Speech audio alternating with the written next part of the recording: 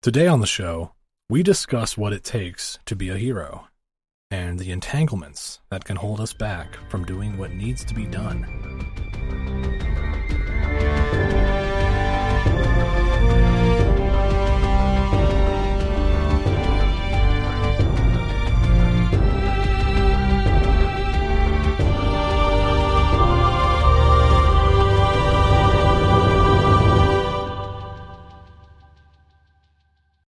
Welcome to Lore Party, the podcast that explores the stories, characters, and universes of our favorite video games. I'm Connor.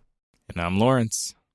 And I'm excited to be back at it again on the infamous grind. Love it. Yes. And we got a heater this time. Got a great topic for you once again. Yes, if you're a fan of Tenet and or The Umbrella Club, you might find this episode to be particularly interesting. You mean Umbrella Academy, right? Oh, yeah, shit. But no, it is great to be discussing Infamous again, and we're kind of going back to the beginning, going back to the original game. We covered Second Son last time, but we're winding the clock back to the game that started it all, the first Infamous. And quite literally a clock rewind this episode will be. Yes. Yeah, we're winding back several clocks today. So we wanted to discuss the main villain from the first Infamous game, a mysterious, very enigmatic character named Kessler.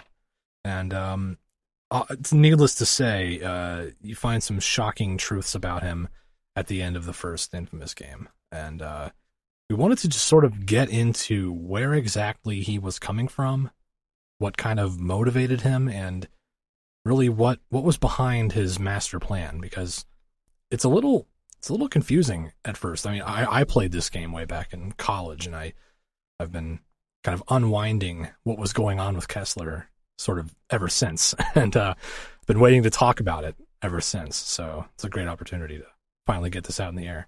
Yeah, and I think unlike most villains in video games, Kessler is a lot different because, you know, Kessler has a lot of different motives going back and forth. He's more than just like your typical evil villain, even though he appears to be that on the outside. Right. His mission is very personal. Like, he doesn't seem to have many personal attachments throughout the game, but you realize at the end it's all extremely personal to him. It comes from a very human place. I guess we might as well just go ahead and get the major spoiler out of the way for what, a 10 or so year old game. Yeah, if you haven't played Infamous by now, I mean, you're probably not gonna. You've been warned. Right. Consider yourself warned. We find out that Kessler is basically the future self of main protagonist Cole MacGrath. He's basically Cole MacGrath from the future. And that kind of turns the entire narrative of the first game on its head, needless to say. Yeah, and they did a good job of throwing that in there once he's already done some really like kind of crazy, questionable things. Yeah. And so, you know, if you haven't listened to our last episode on Infamous, where we kind of explained like there are powered people in this world that are known as conduits, and they're people that can control some sort of element or have some sort of unique like destructive ability. And amongst these people, Kessler is probably one of the most powerful. Yeah, definitely. He comes from a future where conduits it's not really clear how many conduits there are in the world, if like the event that gave Kessler his powers created other conduits, or if he was like the only one.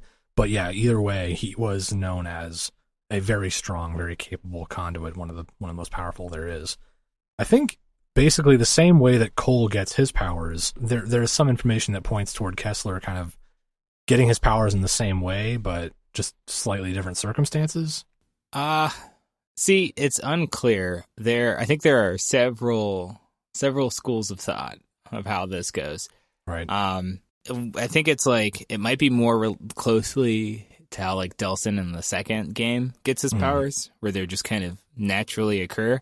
Yeah, they just manifest themselves somehow. We don't really know how. Right. So what information we do have though tells us that Kessler is just, in his own timeline, he's just kind of a family man. He just seems to be a regular guy with a wife and 2 young daughters and lightning powers. Yeah, that too. that little detail. Yeah, a wife, couple kids. He can shoot lightning bolts out of his hands. So he just has these powers. He's very capable with them.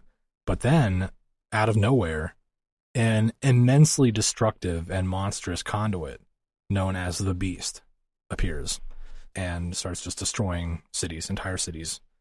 And what does Kessler do? Well, he could have fought, and it's made clear that he was strong enough to defeat the Beast, but with a wife and 2 daughters, he had a lot to lose.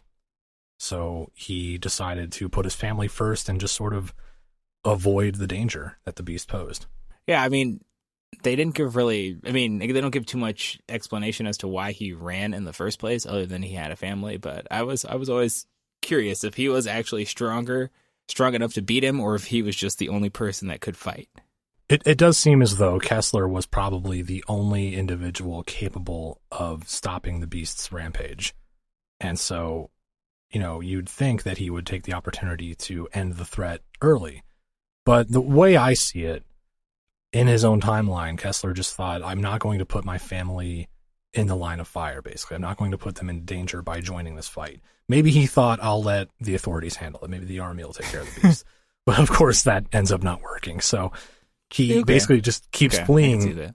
Yeah, so whatever his reasoning was, it seemed like he basically just decided, this isn't my fight. My place is with my family and keeping them safe. But unfortunately, he eventually ran out of places to run to. At a certain point, there was basically nothing left of the world. The Beast had destroyed everything, and he ended up losing his wife and daughters. And at that point, he decides that he failed by, choosing not to take action, and he decides he's going to do something about that. He's going to go back in time, change the past, and make himself ready to face the Beast. Kind of a mind bender there, but that's what he decides to do. Yes. So it seems like in his grief and with the loss of his family, he actually gains this new ability to take like a one-way trip back in time. Yeah, it is made clear in the game that the trip is one way. So it's like we're not going to fact check the science on it. It's just he makes it work somehow. Quantum entanglement or whatever. He makes it work. Supercharging electronic particles inside of a being and direct. That sounds right. Honestly, I'll give it to you. That's fine.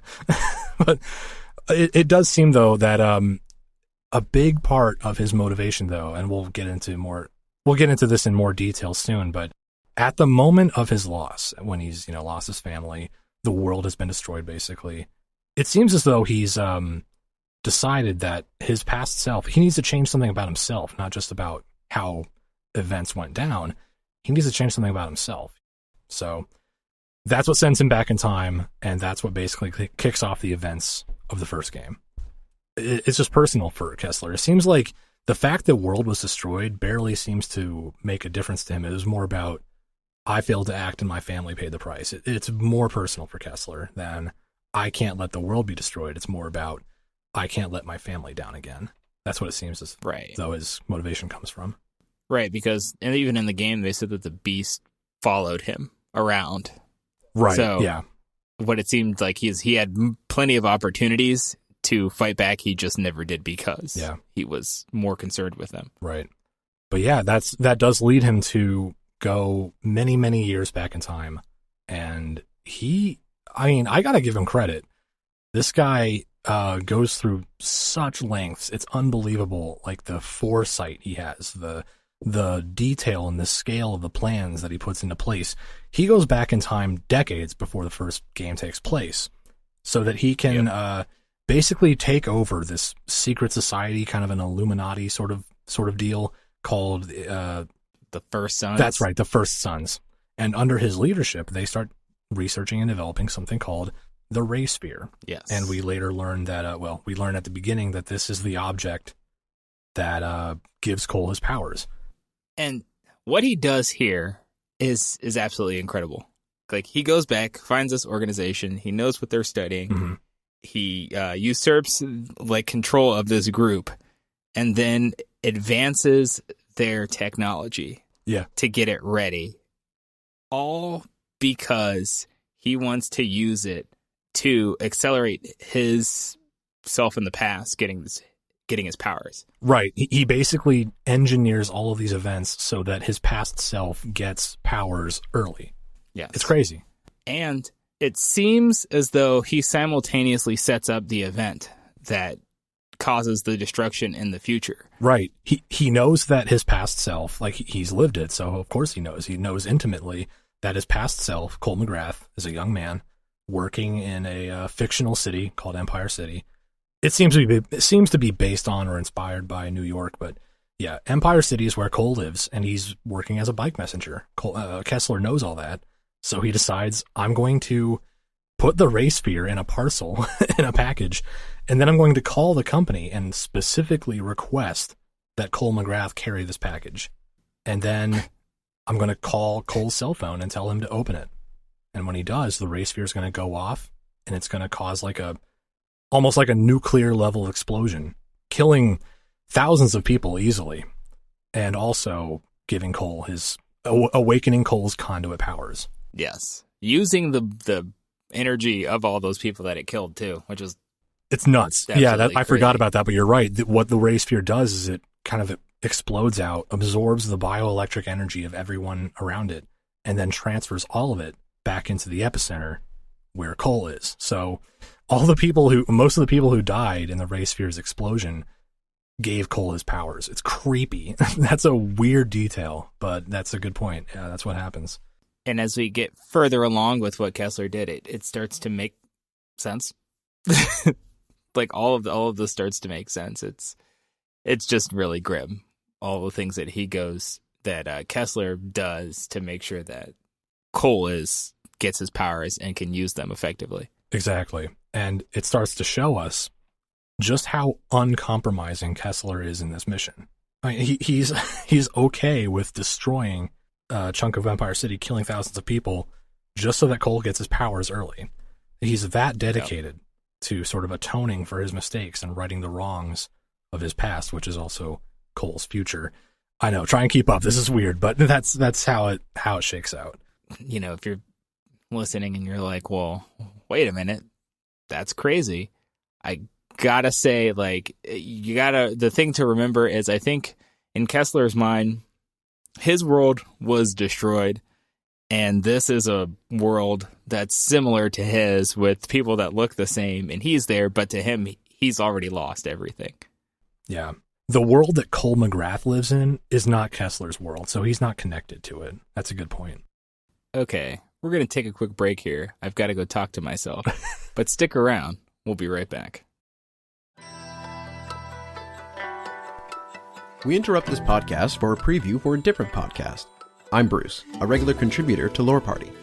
In the unforgiving world of the gods, there is an endless, vicious cycle of fathers killing sons, brothers killing brothers, and sons killing mothers. But Kratos, the ghost of Sparta, looks to end that cycle with his son Atreus, as they journey through the various realms of the Norse pantheon. Tune into our God of War episodes where my co-host Abu and I discuss the latest installment in the God of War series from 2018 and the insightful ways the game creates more depth in a beloved franchise. Just check out our Lore Party feed and search God of War. It should be easy to find. We now continue your regularly scheduled podcast.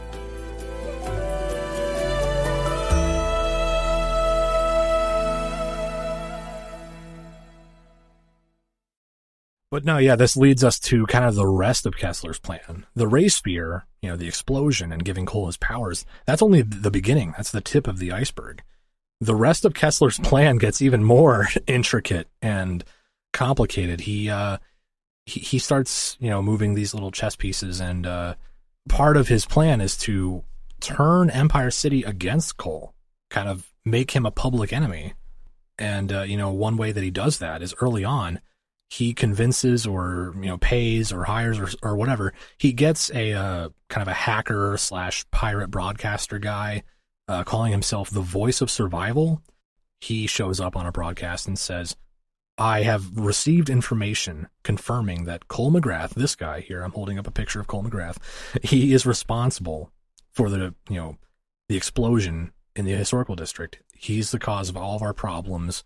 Get him. And so the entire populace is now targeting Cole as the cause of all their problems, which is insane. Which is the start of just a shitty, just domino effect. But at the time he had, he caught that food that was dropped and he shared it with all these people, and then, gets labeled a terrorist. Yeah. Cole helps, get a supply drop down from a statue, and he's like helping people out. Then suddenly they turn on him a minute later. It's messed up. This also costs him the relationship that he had with his long-term girlfriend, Trish. Trish's younger sister died in the explosion, and suddenly she's like, what, you were behind this, Cole? And she walks away, and they're estranged from then on out. So everyone turns on him. Only his best friend Zeke sticks around, because Zeke is a true ride or die. Just wanted to throw that out there. Zeke's a real bro. Yeah. but oh God. That's all to say, though, that kind of the end goal of this, Kessler wants to introduce Cole to adversity. He wants to make Cole's life difficult. It's like that classic, your parents making you do chores because it builds character. It's kind of like that, except he's also trying to show Cole, you can't rely on anyone but yourself, is kind of the message I think he's trying to send him. Yeah. He's teaching him that, do what needs to be done to get the mission done, and look outside of yourself, because Kessler is teaching Cole to do whatever it takes to complete your mission for the greater good, no matter what happens. Right. Even if you don't have the people on your side, you still have to do what's right. Right. And he teaches him this in the most fucked up ways possible. But yeah, no, this was probably the most messed up decision I think I've had to make in a video game in the longest time. Yeah, man. So you have to, you get a call from Kessler, because at this point in the game, he is in touch with you, and it just seems like he's doing whatever it takes to fuck with you. So he puts you through this challenge where you have to save these people. And so then you end up in a park, and he presents you with two options. He's kidnapped Trish, the love of your life, your estranged girlfriend, and he's got her hanging from a building on some contraption. And then on the other side, he's got 6 doctors. Trish is a nurse, by the way. So she's like a first responder, and she's been out helping people because at the time of the Ray Sphere explosion, there was also a plague that came because of it, and the city is in quarantine, so she's been helping people. Right. So Kessler is like, okay, there are these 6 doctors in a apocalypse style destroyed quarantine city, that these people can help a ton of people. Yeah. Or you can very valuable people. Or you can choose to save the life of the woman that you love. So you pick the doctors, he drops Trish, and she dies. If you decide to try to save Trish, you find out that it's not actually Trish, and she's over with the doctors, and they all get dropped. Yeah. Yeah, it was like a decoy. Yeah, so Kessler sets it up where he's forcing you to make the decision that will impact the greater good, even if it comes at a cost, a personal cost to you, because it doesn't matter. You're here for the greater good and nothing more. Right. Your job is to reduce harm, create good, and if I'm remembering correctly, if you do choose the doctors, if you do the kind of quote-unquote hero choice, the canonically good choice, Kessler calls and he kind of congratulates you. He says, I'm proud of you, Cole. You made the right decision, even while you were mourning the loss of Trish. And Cole just doesn't want to hear it. He's like, I'm going to kill you. I'm going to find you and kill you. Yeah. But if you make the other choice, Trish kind of, admonishes you for, oh, you're so selfish and yada, yada. And throughout the game, Kessler, like you said, is in touch with Cole, and he contacts him from time to time. And a lot of cases, he admonishes Cole for decisions he's making, or he calls him a coward, or he says, you lack conviction, Cole. You're not acting decisively enough, and stuff like it sounds like a coach almost, like he's just disappointed in Cole. Yeah. When you're first playing through for the first time, you're like, what is your deal, man? What do you want from me? Right. But knowing that Kessler is Cole, it it changes things. It changes the dynamic. You start to see that Kessler has kind of like a self-loathing thing going on, and he takes it out on Cole, especially in the instance of choosing to save Trish, because he'll just say like, oh, you have no spine whatsoever. You don't see the bigger picture, that kind of thing. Yeah. And the lesson he's trying to drive home there, kind of like you mentioned, Lawerence, but just even if you have loved ones, they can't come before the greater good. And, you know, knowing what he came from in his future timeline, he learned that lesson himself the hard way. So he kind of knows what it's like. Right. And he's come back in time to share that pain with Cole. And it's messed up, but knowing his reasons for that, it changes a lot about these interactions that they have. And, you know, even flipping it on its head a little bit, you know, Trish was also the love of Kessler's life, too. That's right. Yeah. Jeez. Forget about that. Yeah. In the future, Cole marries Trish and they have a family together. And that's what Kessler comes from. He has to come back in time and basically orchestrate the death of his future wife and torture his past self, all in the name of preparing him to make the hard choices. It's ridiculous. It's insane. Yeah. When you think about it that way. Yeah. This man came from a very shitty future and doesn't want that to happen again. And he's doing everything he can to make sure it doesn't. And it's like, you got to admire his conviction. Not really, but kind of. There's something about it though. Yeah, it's definitely, conviction is a big part of it. And, you know, that's kind of another pillar of his plan. Like, you know, if we review really quick, his plan was, you know, set off the ray sphere, give Cole's powers, make his life hard, make him, you know, harden up and toughen up and, you know, be ready to make the tough decisions. Another thing is, though, just keep taunting him. Like, you know, try and make him better. And, you know, we touched on the phone tag they play, kind of talking to each other, and Cole not having any idea what's going on, and Kessler sort of holding all the cards and pulling all the strings and just kind of giving Cole little clues like, I know what's coming next and I need to make you ready for it. Yeah. There was like your first encounter with him, where, you know, he just kind of appears. I believe it was in one of the districts in Empire City. And I think it was the first one, the Neon District, I think. Yeah. And he like grabs your face and gives you this vision of the future, and you see all this destruction, and then he just leaves. And so you think this guy must have done that. You know, he must have done this. Like this is the, you know, big bad of the game, and then he disappears. Right.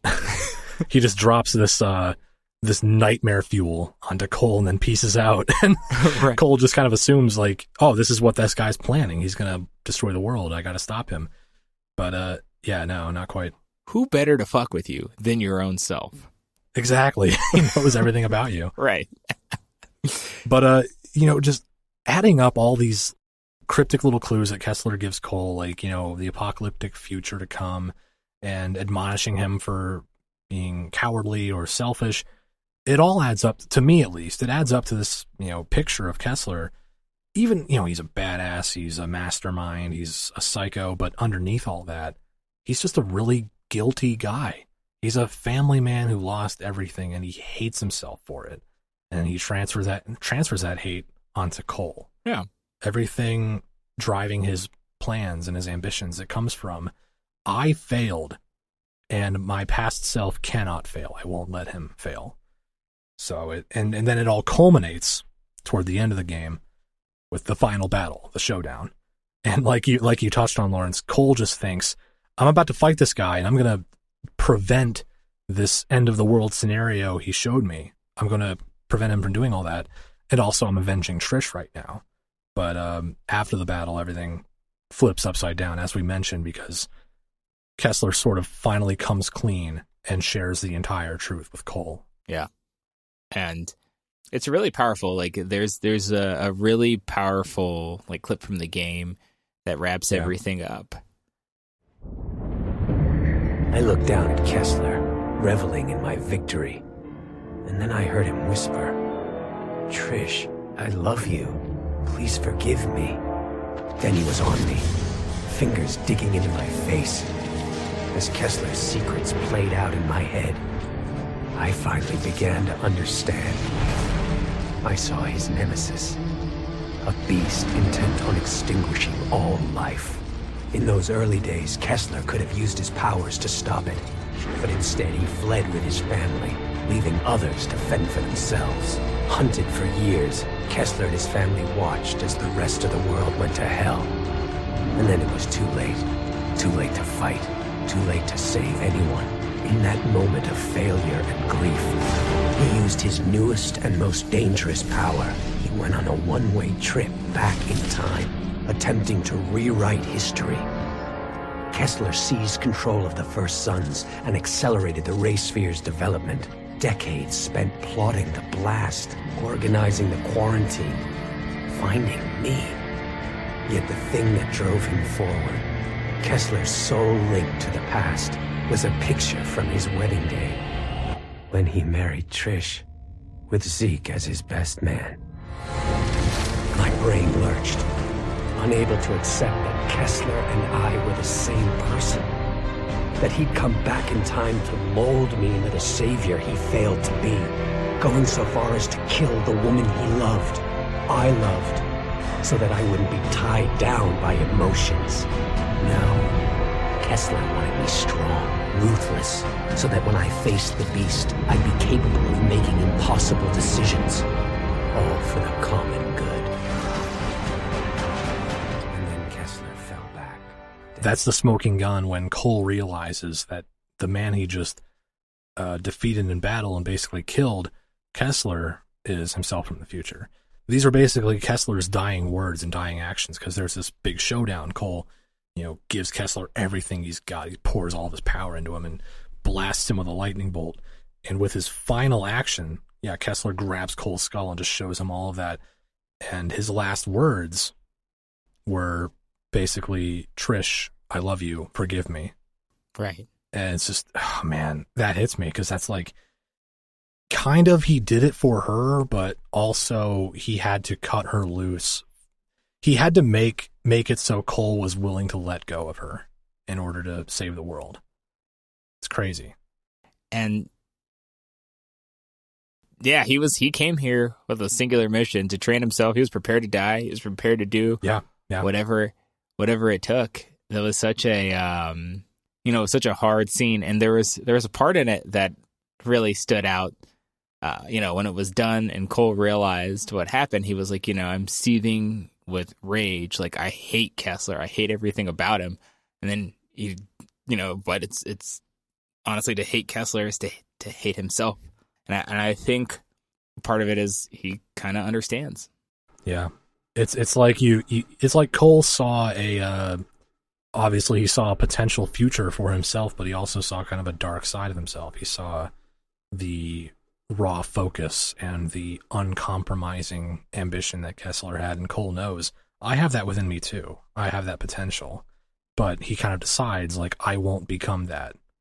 It's weird because Kessler's plan kind of works. Yeah. He sort of does what he set out to do.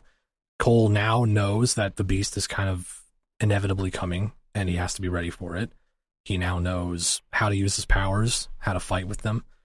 And he now knows that what's on the line, what's at stake.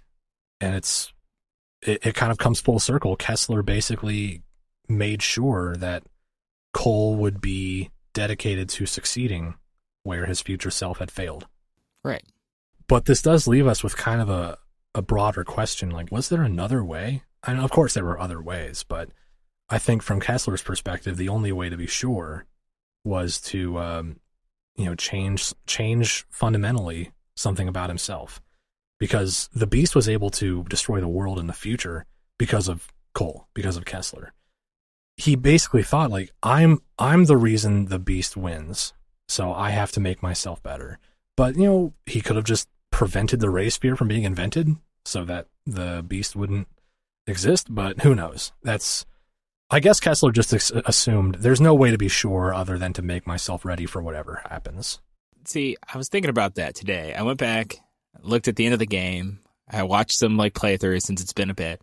And I did used to think that hey, why didn't he just go back and do some stuff? But even after playing Infamous 2 and then realizing, like, Kessler also sped up the production of the Ray Sphere. Mm-hmm.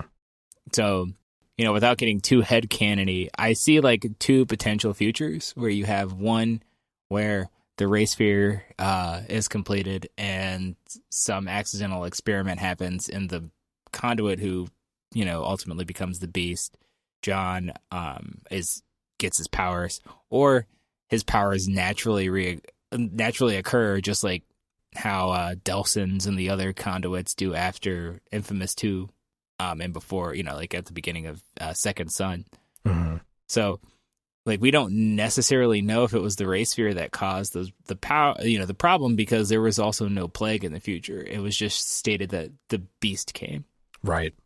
I kind of look at it like the reason why Kessler did some of the stuff that he did was because he didn't, like you said, he didn't want to leave anything up to chance. Like, he was covering all probable events. Like, Kessler wanted to make sure that no matter what happened, Cole was prepared to face this villain, and he went so far as to even being instrumental in the creation of that villain in the past. Right. Right. Yeah, because he knows who eventually becomes the Beast. I guess I think he had a good point. He thought, maybe I can prevent John White specifically from becoming the Beast, but there's no way to guarantee that someone else won't get the same powers and do the same thing as the Beast did in my time. Right. So yeah, he's kind of covering all of his angles by just making sure Cole is ready and willing to do what he couldn't. Well, that about wraps it up. We hope you enjoyed this episode, and if you did, please take a second to rate and review us on Apple Podcasts. It really helps us to grow the show. And be sure to connect with us on Instagram and Twitter at lore_party. And check out our YouTube page for fun bonus videos and highlights. Thanks for listening, and we'll catch you next time.